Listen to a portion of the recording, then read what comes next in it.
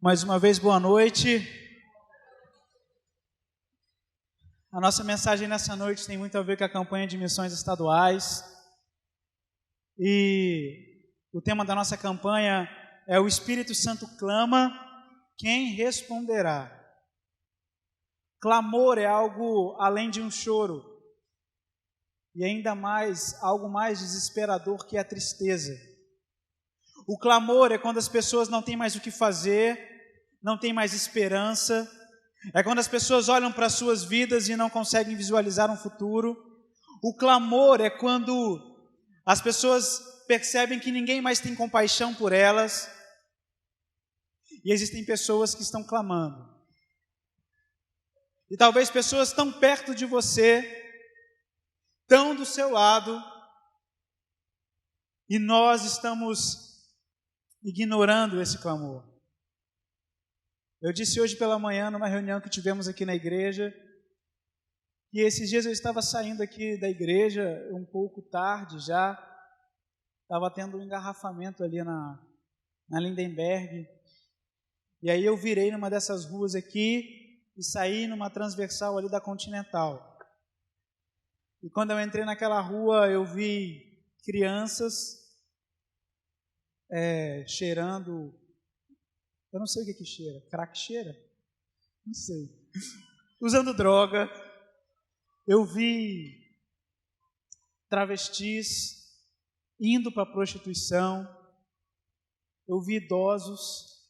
Eu vi pessoas muito magras que parece que há semanas não comiam. E eu vi esse povo do lado da minha igreja. E é esse povo que clama. E não somente esse, talvez o teu filho está clamando na tua casa e você não está ouvindo. O seu pai, a sua mãe, a sua esposa, talvez os seus colegas lá da sua escola estão clamando e você não está ouvindo.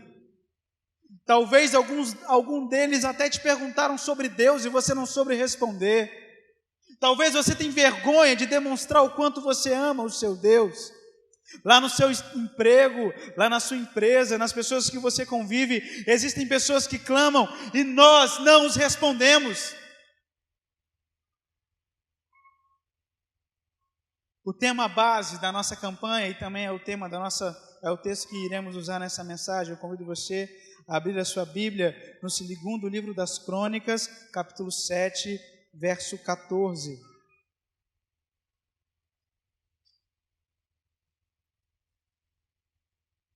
Certamente você já ouviu essa palavra, você já ouviu esse versículo. Estou mais certo ainda que você já ouviu tudo quanto eu vou dizer nessa noite. Mas espero que Deus renove em você tudo quanto você for ouvir. Diz assim a palavra de Deus: se meu povo que se chama pelo meu nome se humilhar, orar, buscar a minha face, se converter dos teus maus caminhos, então eu os ouvirei dos céus, perdoarei os seus pecados e sararei a sua terra. É muito bom a gente entender o que esse versículo quer dizer em sua essência, e para que isso aconteça, a gente tem que entender o que acontecia em Israel no tempo que esse texto foi escrito. Existia um rei em Israel chamado Davi, e você já ouviu da história de Davi? E Davi, por ser um rei muito famoso e também muito rico, que conquistava muitas posses e muitas terras, ele morava num palácio muito grande e muito esplendoroso. E um dia, enquanto ele falava com Deus, ele se sentiu entristecido quando ele olhou para o lugar onde ele morava e, cheio daquele sentimento humano, ele disse: eu moro numa casa bonita, num palácio maravilhoso, mas o Deus que eu sirvo mora numa tenda. E Davi, tomado por aquele sentimento humano de que precisava fazer algo para Deus, ele então resolve construir um templo e começa então a planejar um templo. Se você não sabe dessa história, O Davi não consegue construir esse templo, não consegue terminar esse templo, e ele tem um filho chamado Salomão, e o Salomão, então, vai começar a construir e inaugura esse templo. A inauguração desse templo marcou a história de um povo, porque eles falavam bem assim que agora Deus morava naquele lugar. Então as orações daquele povo eram para aquele lugar. Quando eles estavam naquele lugar, eles percebiam a glória de Deus. No dia da inauguração do templo, a glória de Deus foi tão grande naquele lugar, que as pessoas que estavam ali perto não conseguiram ficar de pé. Você imagine, a gente aqui agora, e a glória de Deus invade esse lugar e a gente não consegue ficar de pé aqui dentro. Tamanho é o poder de Deus. Então, eu preciso que você tenha paciência agora e acompanhe comigo na Bíblia alguns versos, e são muitos, digo, e por isso que você tem que acompanhar comigo. Segundo livro das Crônicas, capítulo 6, você vai voltar só um capítulo. E eu prefiro que você acompanhe aí na sua Bíblia.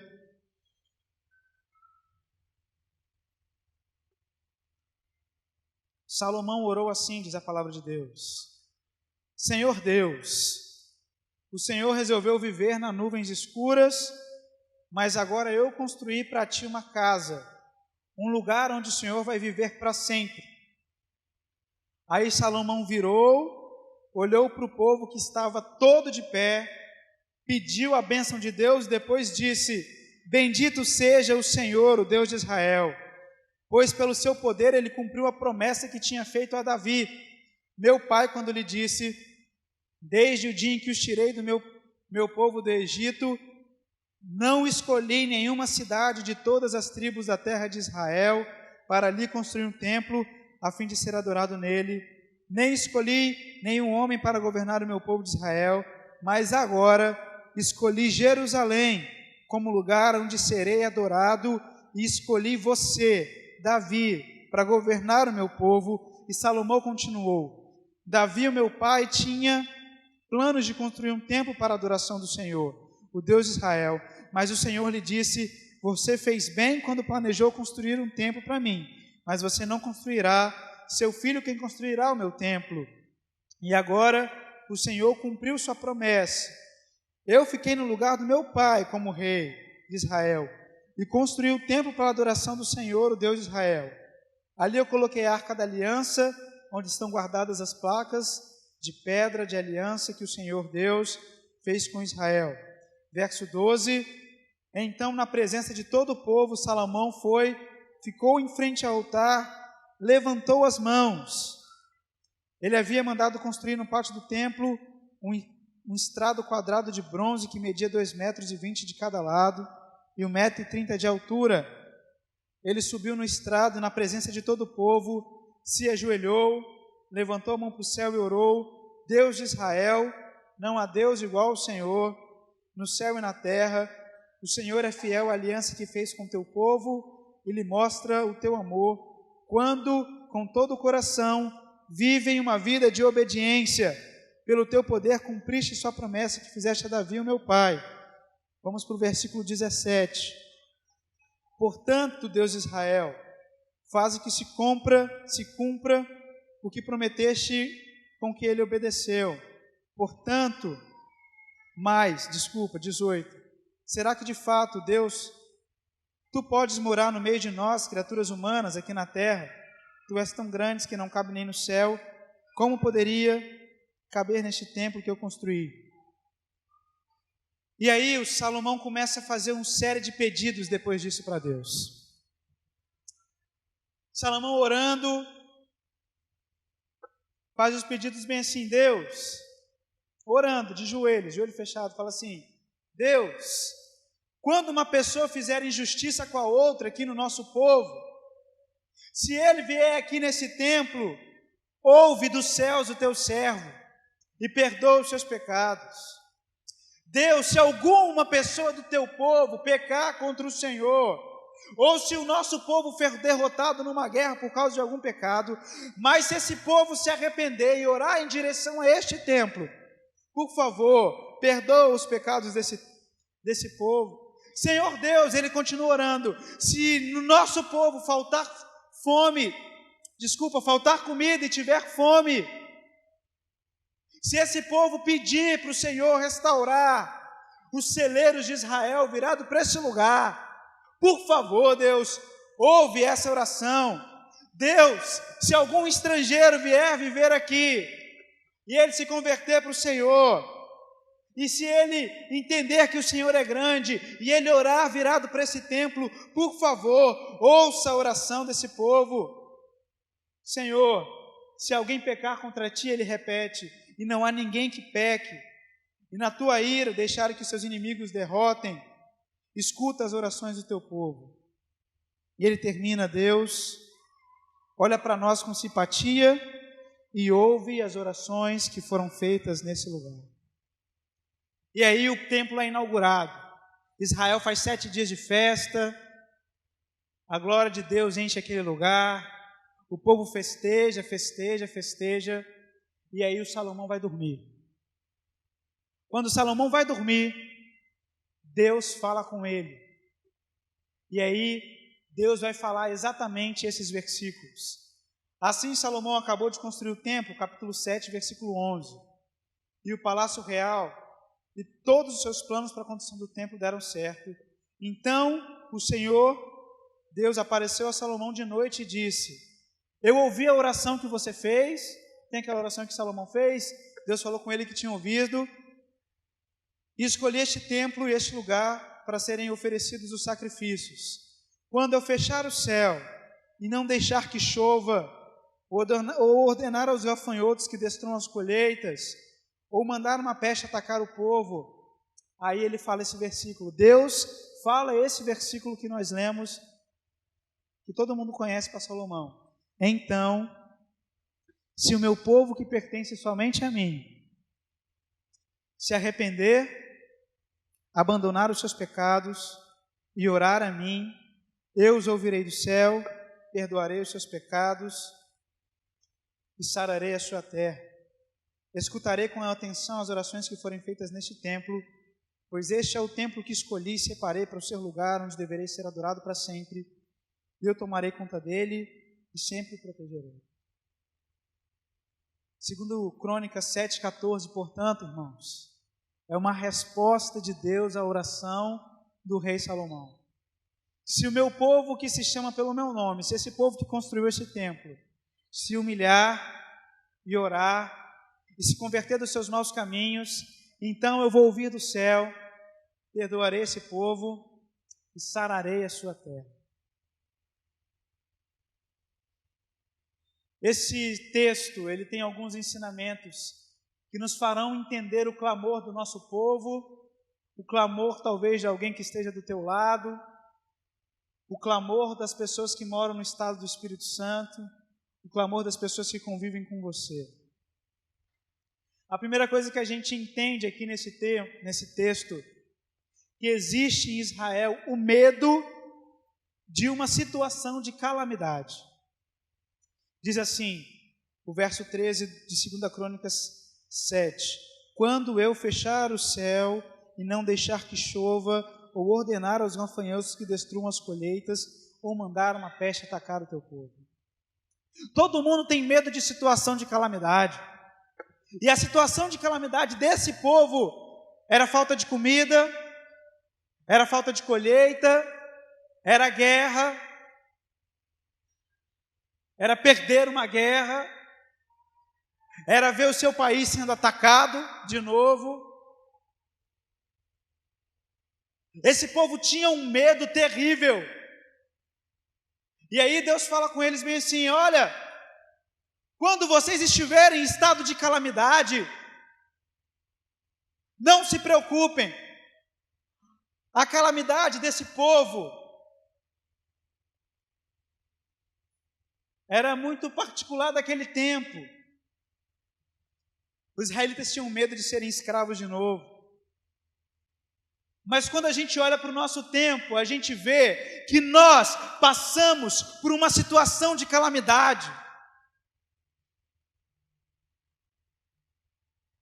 O nosso estado é o estado que mais mata jovens no país. E dentre esses jovens, os pobres e os negros são os que mais morrem. O nosso estado é o estado que mais maltrata mulheres nessa nação. O nosso estado é o segundo estado mais violento da nação brasileira. Perde apenas para Alagoas. O nosso estado tem sido inundado de norte a sul, na capital e no interior, por causa das drogas. No nosso estado impera o medo. E esse é o nosso estado de calamidade. Se aquele povo tinha o medo deles e a calamidade deles, nós temos o nosso estado de calamidade e não está longe de nós.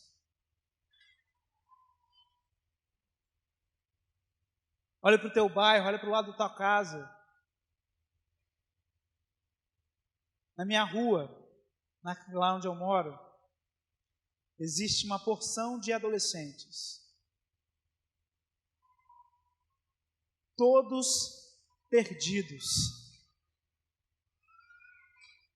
Eles se encontram todos os dias, quase em frente da minha casa,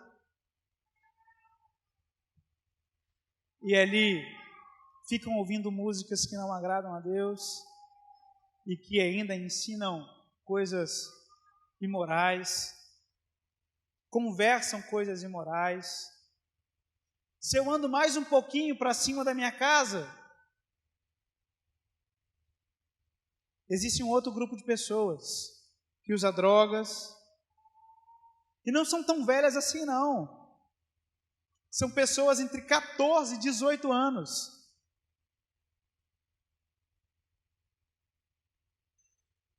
Eu conheço famílias que estão sendo destruídas pelas drogas. Eu conheço pais de adolescentes que não sabem mais o que fazer com seus filhos.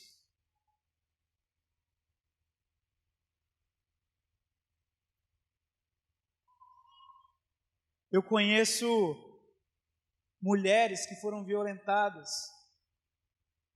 E não vai tão longe da rua da minha casa, não. Olha só o que aconteceu na rua da minha casa esses dias. Um rapaz vendeu a casa dele para uma outra pessoa. A outra pessoa foi fazer uma reforma. Quando essa outra pessoa foi fazer a reforma, foi quebrar a parede. Quando foi quebrar a parede, descobriu o osso dentro da parede. E aí ligou para a polícia. Descobriram que o homem que vendeu a casa para o outro tinha matado a esposa e colocado os ossos dentro da parede. Isso há muito tempo. E a mulher era dada como sumida.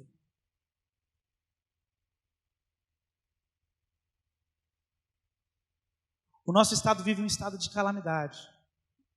Eu não gosto de assistir muito balanço geral, não, mas esses dias a menina que limpa a minha casa, eu fiz um pedido para ela. Ela falou bem assim: eu só vou fazer para você se você assistir o balanço geral comigo.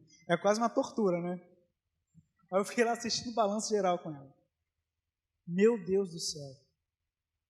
Eu vi uma reportagem de um menino que mora em Vitória, eu não me lembro o bairro, e ele foi levado para esses lugares onde os menores infratores são levados. E ele entrou na cela, e ele falou bem, e descobriram que ele era de um bairro, e os outros garotos que estavam naquela cela eram de um bairro inimigo do outro. Quando apagou a luz, eles espancaram o garoto. Aí o repórter foi fazer a pergunta, né? O repórter perguntou bem assim: o que você acha disso? Deu ruim para ele. O problema é dele. Ele é inimigo nosso. E para a gente está tudo bom, a gente só fez o que a gente gosta. Olha a sociedade que nós estamos criando dos nossos filhos. De menores. Já não tem mais valor e nem amor nenhum. Se o Salomão orou pela calamidade do povo dele, que era fome, guerra, por que nós não oramos pela calamidade do nosso povo? Pela calamidade da sua família, pela calamidade do seu vizinho, pela calamidade daqueles que precisam. Quem vai responder esse clamor?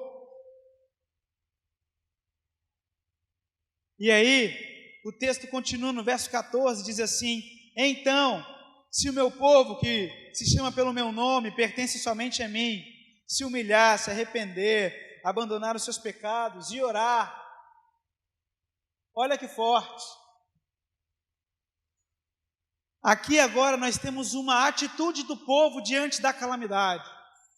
Quando tem fome, quando tem guerra, o povo de Israel orava, buscava, se arrependia dos seus maus caminhos, se humilhava. Mas e nós, diante da calamidade do nosso povo, o que temos feito? E quando olhamos o nosso povo, no geral, o povo do Estado, do Espírito Santo, nós temos um alerta muito grande. O nosso povo procura a verdade, mas não encontra. O nosso povo anda quilômetros adorando a pessoas e deuses que não são verdadeiros. O nosso povo precisa ouvir de Jesus Cristo. O nosso povo clama. O nosso povo não está sabendo buscar a Deus diante da calamidade. O nosso povo está buscando Deus errado. O nosso povo não sabe que Jesus Cristo, e somente Ele salva, e somente Ele é Senhor, e que não há mais mediador entre Deus e os homens a não ser o Cristo.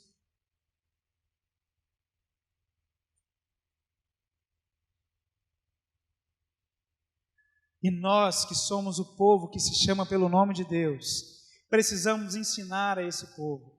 E como faremos isso? É salutar observar que esse povo, o povo de Israel, estava construindo um templo e eles estavam no ápice da experiência espiritual de Deus, com Deus deles. Eles estavam no máximo da experiência espiritual deles. Eles estavam buscando com muito fervor. Afinal, estava sendo inaugurado, segundo a mente deles, a casa de Deus. Como nós temos buscado a Deus? Será que nós nos arrependemos?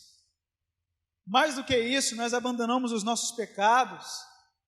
Será que nós oramos a Deus? A nossa atitude diante da calamidade do povo, seja ela qual for, tem que ser se arrepender, abandonar e buscar a Deus.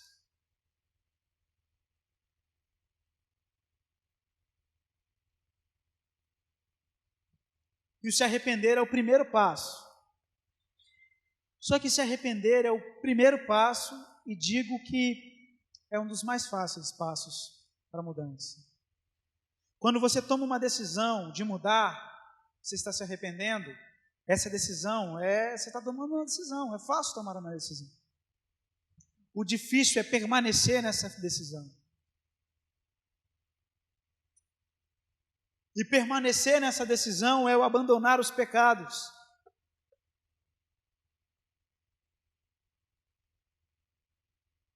A calamidade do nosso povo é muito grande para a gente brincar de ser crente, para a gente brincar de orar, para a gente brincar de buscar a Deus, para a gente brincar de se arrepender, para a gente brincar de abandonar os nossos pecados. E como eu me sinto constrangido quando eu leio esse versículo. Porque nós somos daqueles que fazemos o mal que não queremos e o bem que a gente quer fazer a gente não faz. Mas nós precisamos tomar atitudes de abandonar os nossos pecados. Quando o povo de Deus se arrepende, abandona os pecados e busca a Deus de verdade, nós passamos a uma outra fase, uma outra parte, um outro ensinamento que esse texto nos traz. A parte B do verso 14 diz assim: eu os ouvirei do céu, perdoarei os seus pecados e sararei a sua terra. Você sabe o que é a sua terra? A sua terra é a sua casa, a sua terra é o seu emprego, a sua terra, o seu bairro, a sua terra, o seu estado, a sua terra, o lugar onde você pisa. Diante da atitude do povo de Deus, de se humilhar e buscar, Deus nos faz uma promessa de esperança. Diante de toda a calamidade que pode se abater num povo, Deus faz uma promessa de esperança para o povo que busca, para o povo que se arrepende e para o povo que abandona os seus pecados. A promessa que Deus faz é sarar a terra.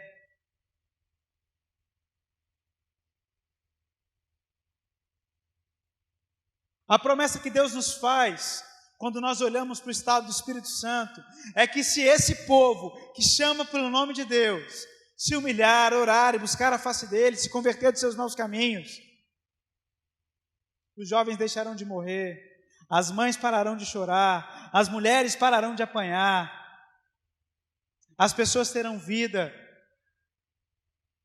os seus filhos começarão a te obedecer de novo,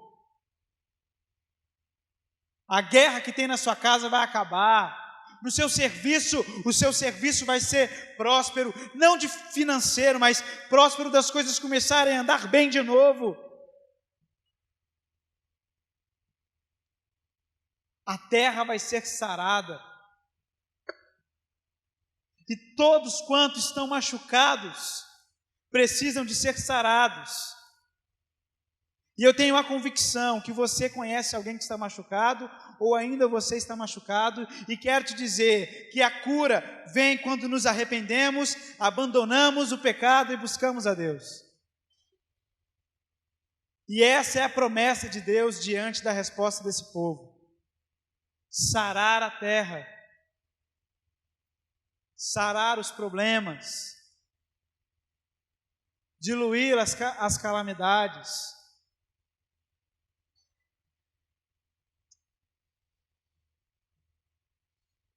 E um outro ensinamento desse texto, ele nos leva a uma responsabilidade pessoal. Diz assim o verso 15 e o verso 16. Deus falando: escutarei com atenção as orações que forem feitas neste templo, pois é o templo que escolhi e separei para ser o lugar onde deverei ser adorado para sempre. Eu tomarei conta desse templo e o protegerei. É importante nós lembrarmos que esse povo tinha este monumento como templo de Deus. Esse templo foi destruído, depois um novo templo foi construído, e aí esse outro templo que foi construído, Jesus entrou nele e disse bem assim: olha,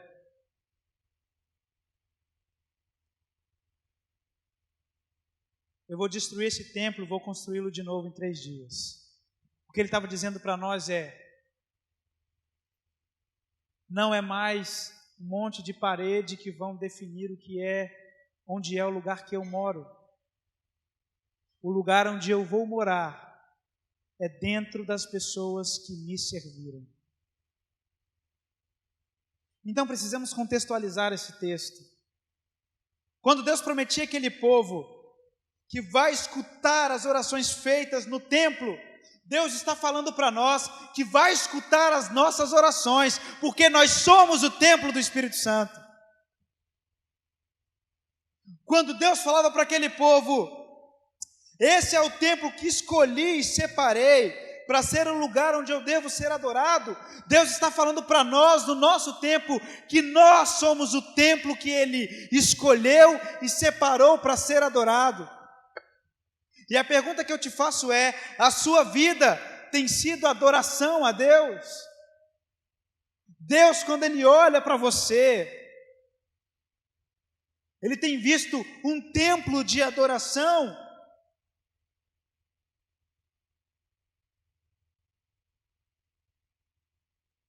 E Deus fala bem assim: eu tomarei conta desse templo e vou proteger esse templo para sempre.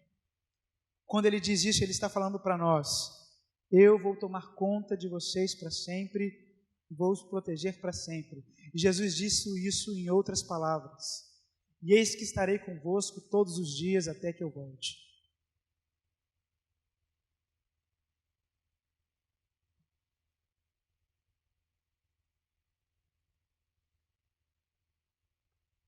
Existem pessoas que clamam. Existem pessoas perto de você que clamam.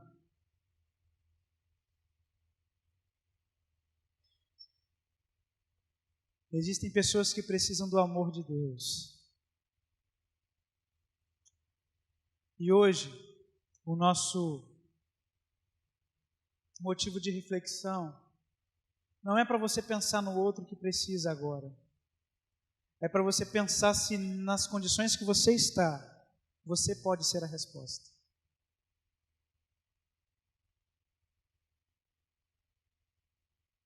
Porque viver o Evangelho não subsiste em frequentar celebrações. Viver o Evangelho, como prediz a frase, é viver o Evangelho.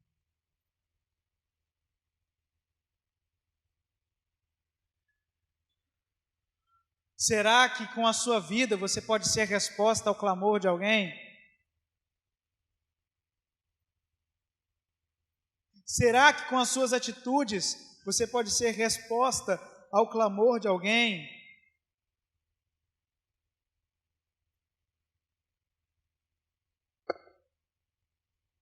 Só que Deus, Ele nos fala assim: se o meu povo que está aqui nessa igreja e entendeu quem eu sou, se esse povo se humilhar, se esse povo orar, se esse povo buscar a minha face, se esse povo deixar os seus pecados e se converter dos seus maus caminhos, eu vou ouvi-los, eu vou perdoá-los e eu vou sará-los.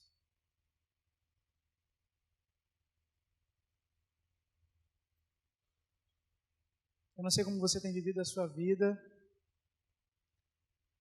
e nem muito menos como você tem sido resposta ao clamor dos outros. Não sei como você tem investido o seu tempo, não sei quantas horas por dia você ora, quanto tempo por semana você investe lendo a Bíblia Sagrada. Eu não sei. Mas nessa noite Deus faz um convite a você, para que você se humilhe, ore, busque a face dEle. E não somente isso, se converta dos seus maus caminhos, abandone o pecado. Nesse instante, eu queria convidar o Ministério de Louvor para cantar aquela primeira canção do período de cânticos.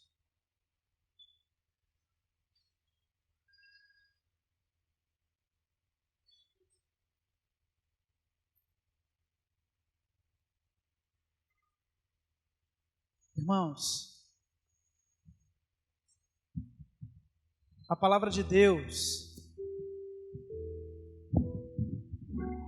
ela nos garante que somos reino de profetas.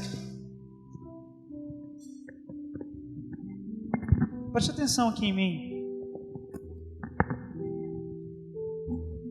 Entenda isso, pelo amor de Deus. Às vezes quando você ouve falar de profeta, profecia, parece que é algum adivinho que vai adivinhar alguma coisa. Não é isso. Profeta é aquele que ouve a mensagem de Deus e passa para o povo. E todos quanto aceitam a Jesus Cristo, eles são profetas. Você quer ouvir a voz de Deus? Leia a Bíblia. Ali está a voz de Deus. Só que você pega a voz de Deus e deixa fechada lá na tua casa.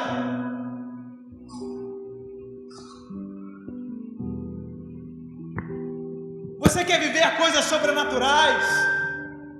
É na Bíblia que você vai aprender. Você quer ter sua vida sarada, a sua família restaurada, o seu povo que está clamando sarado? É só quando você entender o que é ser profeta. E os profetas se importam. E os profetas oram pela calamidade do povo. E os profetas, quando erram, se arrependem. E os profetas se derramam diante do Senhor. E os profetas, eles não conseguem viver numa vida superficial diante de Deus. Portanto, então aqui estamos diante de um dilema. Se todos quantos creem em Jesus são profetas, e os profetas não vivem vidas superficiais, se você está vivendo uma vida superficial, eu quero te dizer que você não é um profeta, e que isso implica necessariamente em dizer para você que você ainda não entendeu completamente o sentido da palavra de Deus.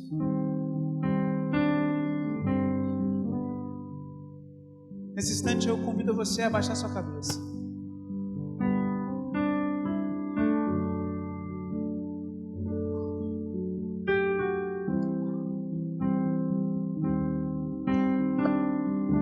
E você vai entender que você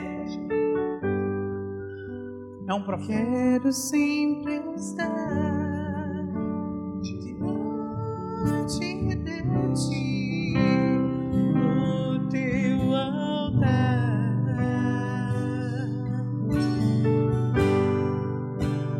pronto para sentir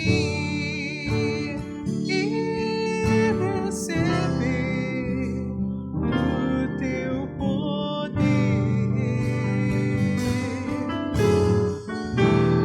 Além do véu, eu quero estar. Vem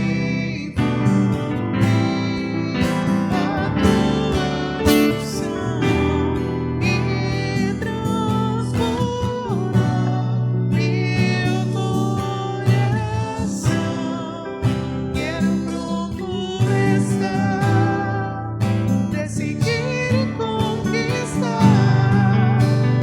Nova unção sobre mim para profetizar e pregar a libertação e o teu poder para curar as cadeias, quebrar o martírio e desta unção. Uma só palavra que Deus manda vai fazer a minha vida mudar. E as lutas eu vou triunfar, pois eu sei que é só em ti confiar. Se o inimigo quiser me combater, não há nada que me faça temer. Não importa o que enfrentarei, com unção imbatível serei. Nessa noite você entendeu que há um povo que clama. Esse povo pode estar tão perto de você quanto você imagina. E que aqueles que são povo de Deus são respostas, porque eles buscam, eles oram, eles se convertem dos seus maus caminhos, eles se humilham, eles são profetas.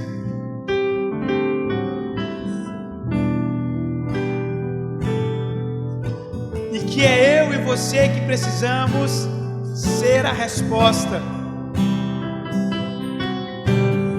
O Espírito Santo clama, sua família clama, seu vizinho clama, muitas pessoas clamam.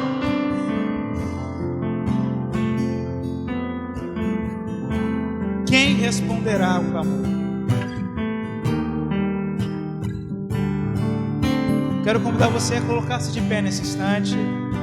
Nós vamos orar. E depois nós vamos cantar essa música com convicção e com fé. Vamos orar. Senhor Jesus, neste instante, esse povo que se chama pelo Teu nome está aqui, Deus, e muitos deles entenderam que precisam se humilhar, orar, buscar a Sua face, deixar os maus caminhos, abandonar os pecados. E o que pedimos é que o Teu Espírito Santo nos auxilie nessa missão e nessa tarefa, porque nós queremos ser respostas do Senhor, porque aqui na terra o Senhor elege pessoas para serem usadas pelo Senhor e falar aos outros, e nós queremos ser a pessoa que iremos dar respostas a essas calamidades, e que as palavras que o Senhor mandar façam a vida delas mudar através de nós. Senhor, restaure essa igreja, restaure a área espiritual da vida de cada pessoa que está aqui nessa noite. Oramos em nome de Jesus Cristo. Amém.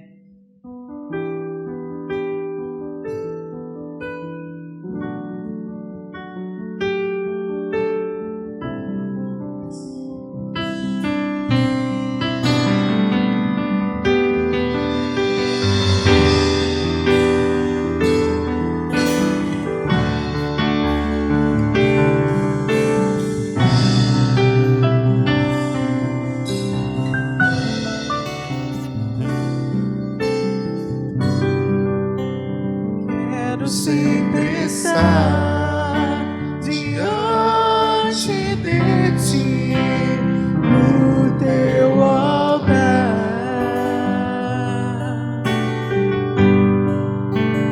pronto pra sentir e receber do Teu poder.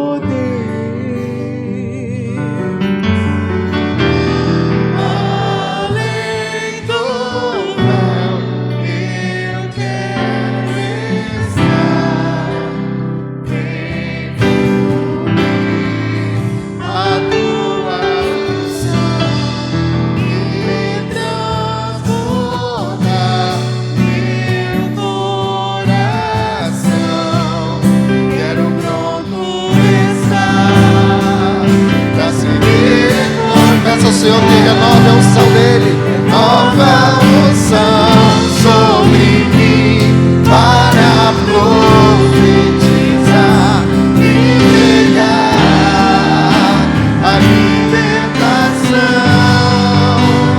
e o Teu poder pra curar as cadeias, quebrar, com agir e fluir nesta unção.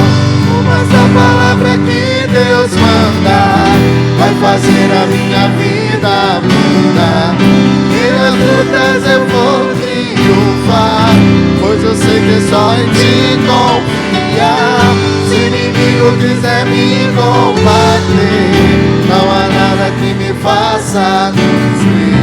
Não importa o que enfrentarei, uma só palavra que Deus mandar, uma só palavra que Deus mandar vai fazer a minha vida mudar.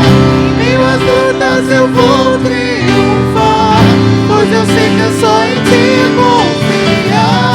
Se o inimigo quiser me combater, não há nada que me faça temer.